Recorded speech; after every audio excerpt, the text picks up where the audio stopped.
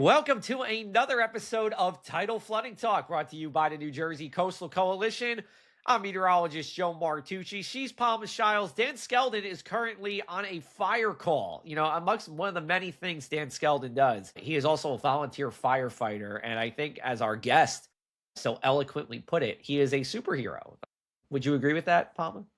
I would certainly agree with that too, because he has a full-time job, he's a dad, a husband, so to be a firefighter too, that's a lot for one person. That's superhero It is a lot status for right one person. there.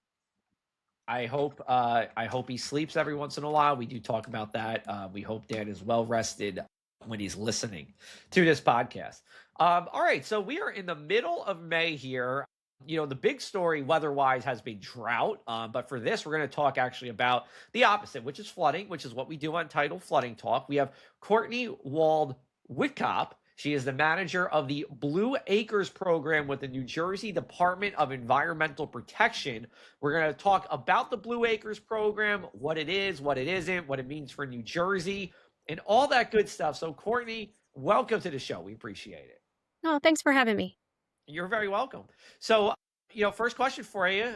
You and I, we both are Rutgers people. You got your master's at Rutgers. I got my bachelor's at Rutgers, but you went to UC Boulder for your undergrad. So, are you from New Jersey? Are you from Colorado? What's the story here? No, I'm born and raised in New Jersey, but I do love the mountains of Colorado. And I actually went to Boulder primarily because I was really interested in studying under Dennis Milletti, who's sort of like the godfather, if you will, of hazards. It was just geography, being outdoors, hiking, skiing, all that kind of stuff drew me away from New Jersey. But the ocean drew me back.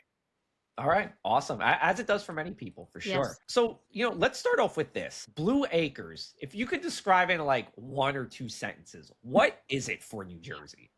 I think the simplest way to describe it is we're the state-led voluntary buyout program. So our goal is really to help people relocate out of flood-prone areas, but they have to be willing sellers. And we work with individuals and communities to kind of make that possible. Got it. Now, what is the first step to joining the Blue Acres program? And why would someone want to do it? Sure. So it kind of depends. We end up kind of responding both reactively after a storm, where we get a lot of people who are interested in a voluntary buyout, but we also work proactively with communities who are doing sort of climate resilience or flood mitigation planning and kind of recognize that buyouts could be a useful tool.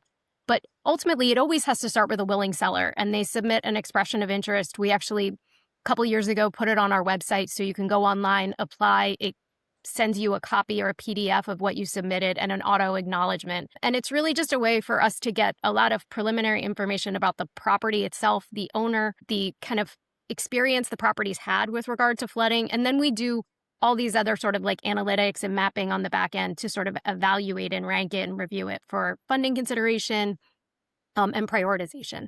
But it begins with that willing seller expression of interest, right? Homeowners have to say, you know what, I'm willing to explore this. And for some people, it's very easy after a flood event. They'll say things to us like, I'm done, I can't do this anymore. In other instances, it's people who go, it breaks my heart to do this, but I think I need to explore it. And either approach is fine by us. Again, we're a permanent program. We're here all the time. We have permanent staff within DEP.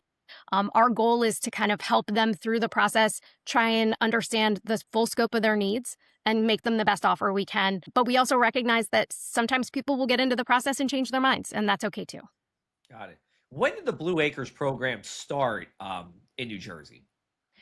So it's actually really interesting. I think Blue Acres goes back to like the 90s, which, truth be told, I wasn't around back then. I didn't think so. Yeah. But it kind of was born, I think, out of this desire to sort of help people relocate. And I think there was some flooding in certain areas of the state, the Passaic River Basin and the Raritan River Basin. But if you want to go really far back, Blue Acres is actually referenced in like the 1981 Shore Protection Plan. And it's kind of this reference to helping people relocate out of coastal hazard areas. And there was even a reference to sort of buying out properties on some of the barrier islands to kind of get people out. So Blue Acres as a concept has been around for a long time, but I think as a name is probably something that goes back to the 90s. So it's got about a 30-year history. Wow. Okay.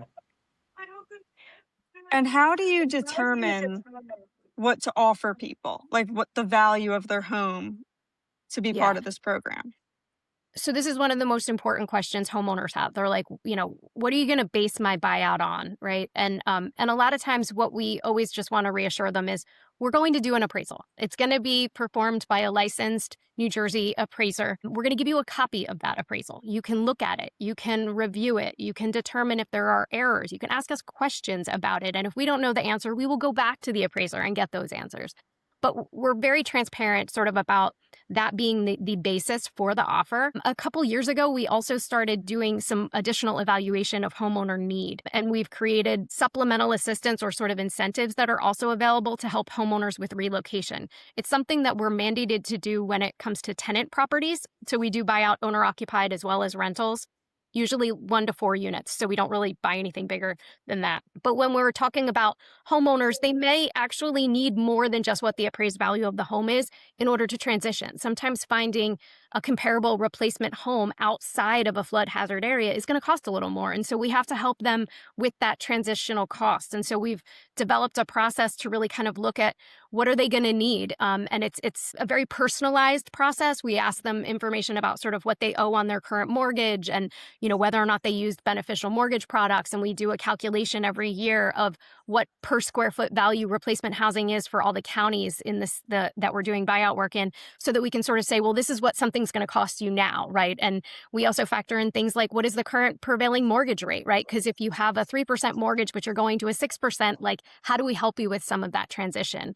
And I don't want to make it sound like we can, just throw money at people, but the goal is really to kind of help empower that relocation. And we do kind of make one caveat. If we're going to give you those relocation funds, we really want to make sure you're moving outside of a flood hazard area. So you do have to give us an address that we can verify and make sure you're not buying, in another place where you'll end up kind of right back where you started. Yeah, it's interesting you said that. We've had 2 people on Tidal Flooding Talk. One of them was Dr. Evis Garcia in Houston, or excuse me, at Texas A&M, my apologies. And she said down in her way, one of the problems for people is that if they get a house that's bought, if they buy out their property or whatever, they may not be able to move anywhere because their property's already devalued because of the flooding, but they get whatever the market rate is, but then they can't go anywhere. So is that a new thing New Jersey developed? I actually wasn't aware of this. So you just said it.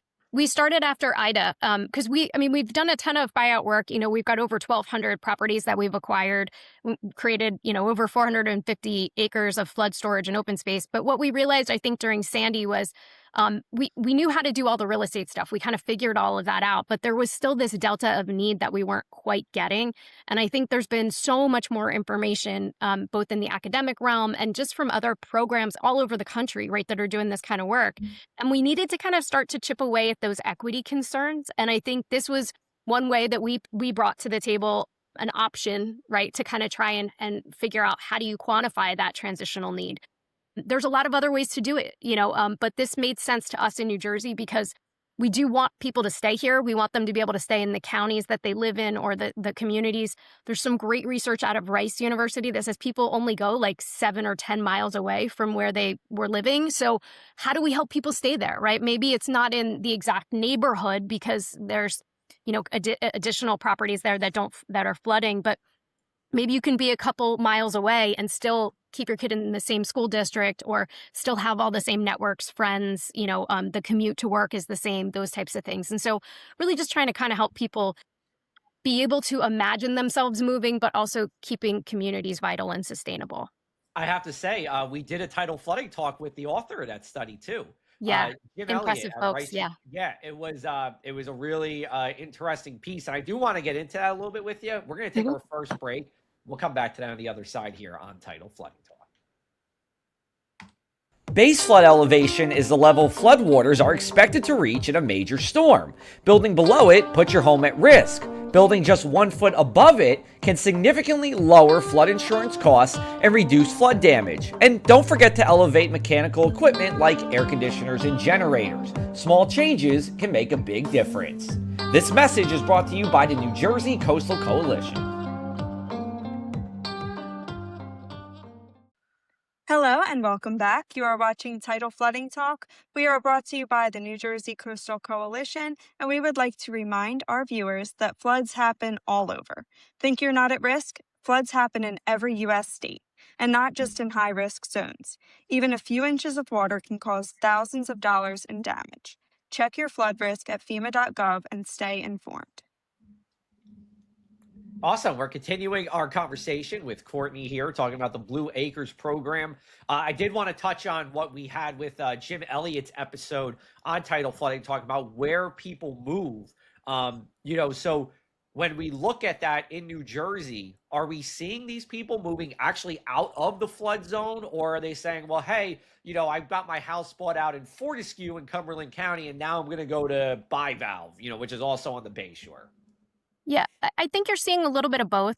I think you're seeing people stay within the same county, but I also think you're seeing some people move for different reasons, right? Like we've heard stories, I'm moving because I need to take care of a family member, right? A parent or something like that. So I lived in Middlesex, but I'm moving to Ocean or whatever. I think sometimes you're also seeing people make decisions about where they work and where they live, and sort of, it's an opportunity to like get a little closer to work or things like that. But sometimes they're really just staying in the same town. They're just moving outside of those flood zones, which I think is really what, in an ideal world, you're incentivizing people to do, right? Stay part of your community, but just kind of move out of those areas that are at higher risk. Got it. Okay. That kind of leads me to my question. Does the community have to approve this or be part of it, or can the homeowner go directly to you and the municipality doesn't really have a say in the matter? So ideally, we want strong partners in local governments.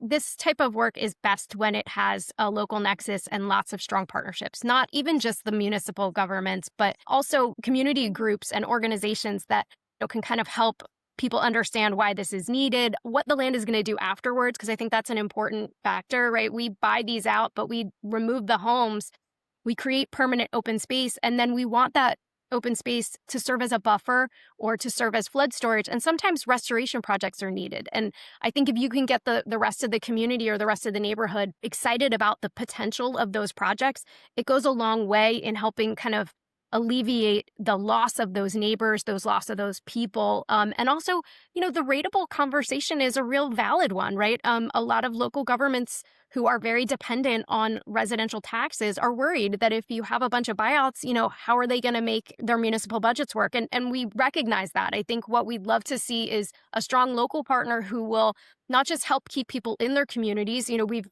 seen suggestions where they'll partner with like a local realtor or residential broker who will create lists of properties that are for sale in the town. And when people are participating in the buyout, they make that kind of available, right?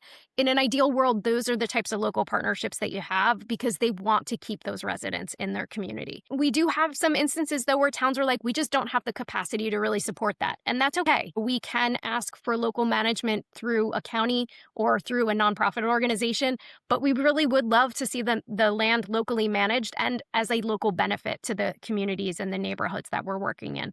So it doesn't mean that a homeowner can apply without municipal support, but we're certainly going to try and reach out to those local governments and get them engaged and get them involved. It's very rare that you come across a community that's like, we don't want to help these people, right? And especially when people are making very impassioned pleas about the level of damage and, the financial, emotional implications of all of this sort of stuff. But I think, it's working together jointly and really kind of building those strategic partnerships that we can do the most effective work.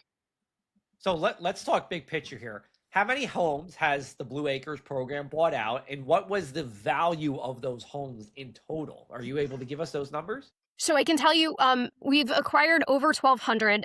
We kind of use those round numbers because literally we've had 2 closings this week. And so we're constantly chasing numbers. Yeah. So we try to sort of just use sort of rounder whole numbers. But I can tell you that when we talk about value, it's changed over the 30-year time period. If you look back at some of our data, and you look back at some of the stuff that was bought in the 90s, those properties were bought for, 100 to 200,000. We're now looking at properties well over 400. But we have bought much more expensive homes than, quite honestly, most people would have thought, because it is based on the appraised value. We are not negotiating that with people. I had an assistant commissioner that I worked with many years ago who his famous line was, "We're not buying your house at a discount. We're not. It's completely transparent. This is what the appraisal says, and then what else do we need to add to it, right? Kind of a thing." So it's really about people understanding what their homes are worth. We also have an appeal process so people can come back and say to us, "Hey, I did my own appraisal. Here's the numbers. I think it's worth more." And then we'll go actually take their appraisal and ours and get a third. So we really do want them to feel like we're triangulating the value, we're responding to them and giving them the best offer we can. Again, we're not doing this this isn't like, oh, I really want to, get their house on the cheap. Like, I don't get a bonus for that or anything. Really what we're trying to do is help people and kind of make this possible. We also realize, and many of your listeners who maybe even have been impacted by flooding or coastal storms themselves, most people will tell you that the cost to do repairs is never fully covered, right? You're usually spending some of your own savings, or you're dipping into, something in order to make those flood repairs. And I think we all, as the general public, have to kind of acknowledge that, right? If people have repeatedly had to do some of this sort of stuff, it does get really hard to save, and it does get really hard to kind of have that nest egg that you want. And so I think making sure that people feel like whoever's running these types of programs and giving them these offers is really aware of the full scope of how impactful flooding can be, and severe damage and repetitive damage can be on people's emotions, finances, and sort of just general livelihoods. Sure. Now, All if right. someone We're gonna comes take our to you, oh, go ahead, Paul. it's okay. I'll save it for after break. All right, we'll save it for after the break. We're going to take our last break. We'll come back with Courtney here on Tidal Flooding Talk. Thanks to the New Jersey Coastal Coalition, your flood insurance bills are lower and your streets safer from the reality of flooding. Since beginning in 2013, we build more resilient shoreline communities. Our member towns develop and share in best practices that anticipate future concerns and create flooding solutions. From our town-specific free web app for flooding information to our weekly Tidal Flooding Talk show, we focus on flooding 24/7.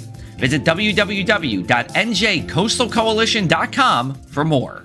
Hey, we are back with Tidal Flooding Talk. Remember, new episodes every Tuesday, wherever you get your podcasts and on YouTube. We average about 3,800 views, listeners per episode. So thank you for that. And we're going to try to keep it going up as we go into the year, especially we have great guests like Courtney here from the NJDEP. So Palma, you had a question before the break. I'll pass it along to you. Yes. So for homeowners coming to you, but they're unsure of what they want to do, how do you guide them through the decision-making process? Are there certain questions that you ask them, or topics they should have in mind when making this big decision? So that's a great question, Palma, because one of the things about Blue Acres, and I think one of the things that makes us a national model, is that every homeowner is assigned a case manager, a Blue Acres case manager. And this is sort of a dedicated person who walks that homeowner through the process from the very beginning. They develop a deep rapport. They also are really there to kind of help advocate and also suss out what additional needs do these homeowners have. Sometimes it can be things like housing counseling could be helpful. We have had some folks that needed credit counseling, things like that.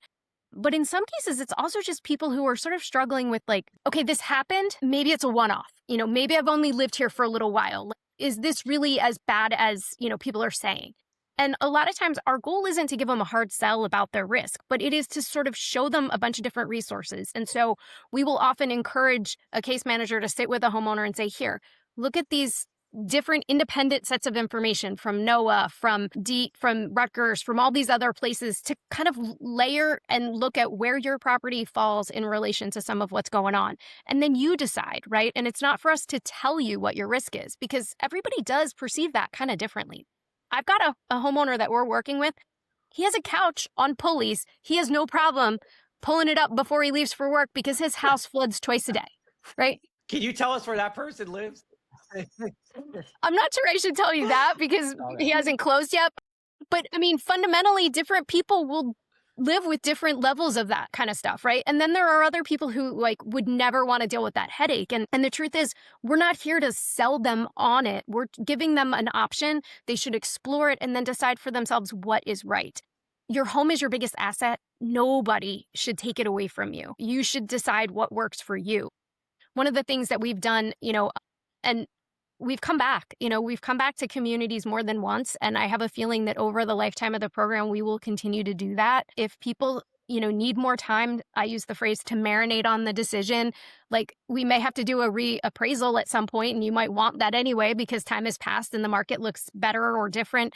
But at the same time, it really should be a voluntary decision. And voluntary isn't just from the day you apply, it's the day you get your offer, it's the day you accept your offer, and then it's voluntary even up to the day we close title and you hand over the keys and you get your money. And if you want to change your mind before that, that's okay.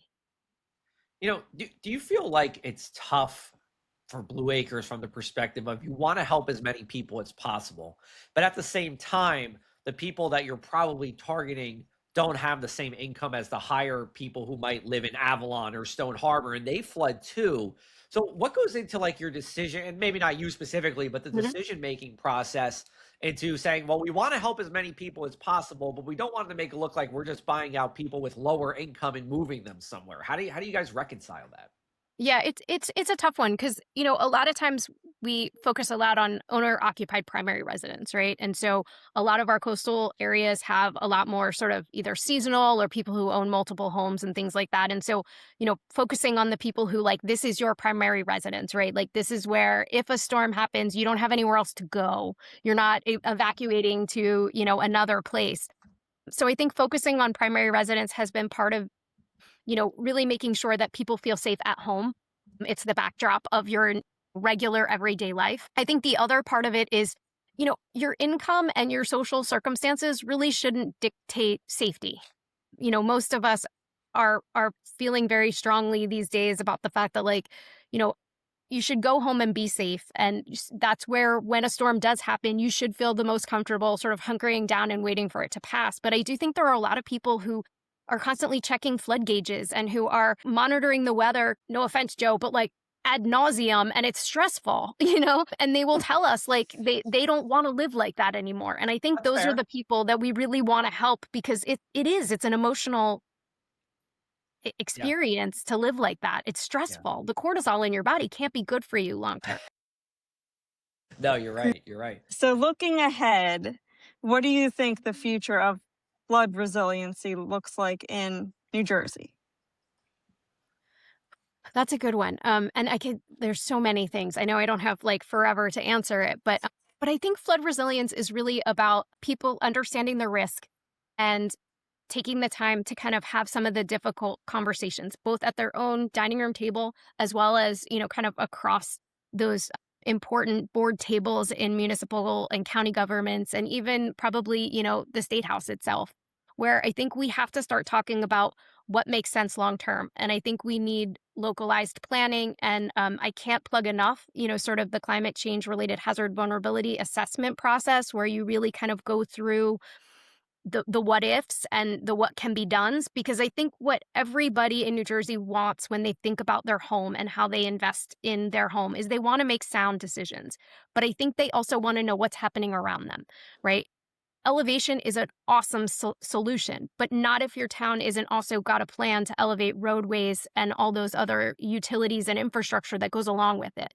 Because the last thing you want to do is put all your spare money into doing something and then realize you're still stranded and surrounded by water for days, or that, you have to wait it out. And we've seen homes catch on fire. We've seen medical emergencies, and people are like, I can't go through that again.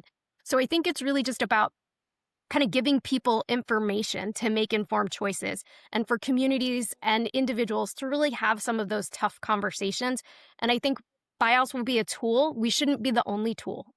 We really need to be part of comprehensive solutions that are made. And it's going to be tricky. It's going to be tough. But I know that, New Jerseyans are very resilient. We're very savvy. And I think when push comes to shove, we do what's right because we care about each other and we care about the state we live in and want to see it thrive. Well, that's a beautiful way to end it. I mean, we should just end the episode here. We don't even have to do the one thing we can't stop talking about. Courtney, really, in all seriousness, thanks for taking the time out to be with us. I know it's an evening. I know it's during the middle of the week, so we do appreciate that. We will end, though, with the one thing we can't stop talking about, tidal flooding or otherwise. Palma, am I going first? You going first on this one? I can go because I have an easy one. So this is Okay. airing on May 12th, which is Yes. my wedding anniversary. So Aha. happy anniversary, Ken. There you go. Hopefully we're out Happy to dinner anniversary. somewhere right now. That's true. You have to listen to this in the car on the way to dinner. Where do you think you're going to dinner? What do you think future you is going to dinner at? So before, when we lived in Atlantic City, our like go-to was like docks or somewhere in one of the Right. casinos. Now that we live, offshore, we don't really have a go-to place yet. So we'll probably make the trek back to Atlantic City somewhere for Okay. dinner. That's fair. I mean, like I say, is the best food in the region. Um, It's pretty good. all right. So this is airing on May 12th. My birthday's May 13th, so happy early birthday to myself. But I can't stop thinking about why I'm under the weather today. Is it the pollen? Is it I'm sick? I do have a triple digit fever right now as I'm talking to you. Oh my God. So I don't I think don't that's allergies. So I don't probably not. Probably not. But it's funny. It's not funny, but it's funny because I said on Sunday, wouldn't it be funny if I got mono just randomly? I I don't know. I'm not saying it's mono. I'm not saying it's mono. But stay tuned. We might hear, depending on how I feel in the next 24 hours after this. Hopefully, I'm just steady where I'm at now because I can live like this. But we'll see. Anyway, not to be the bearer of bad news, Courtney, I'm sure you have something wonderful to talk about that's on your mind. Gosh, I don't know. I think we're all coming off the heels of, sort of climate week and or Earth Week, right? And Yeah, so, that is still very much a buzz at DEP and everywhere. And so, kind of as we come into spring and really thinking about how we can, kind of be better stewards of the environment, I think that's on the forefront of everyone's mind. I'm looking forward to getting into the garden. That's definitely what I'm thinking about. awesome. Great stuff. And happy Mother's Day to everybody here. Of course, this is going to be after Mother's Day, but we wish happy Mother's Day to you both and all of our mothers out here listening to Tidal Flooding Talk. This was a production of the New Jersey Coastal Coalition. For Courtney, Palma, I'm Joe. We have new episodes every Tuesday night, wherever you find your podcasts or on YouTube. You can check out more from the New Jersey Department of Environmental Protection by going to, is it njdep.gov, Courtney? I'm actually forgetting. Mm-hmm. It is njdep.gov, and we'll talk with you next time. Take care, everybody.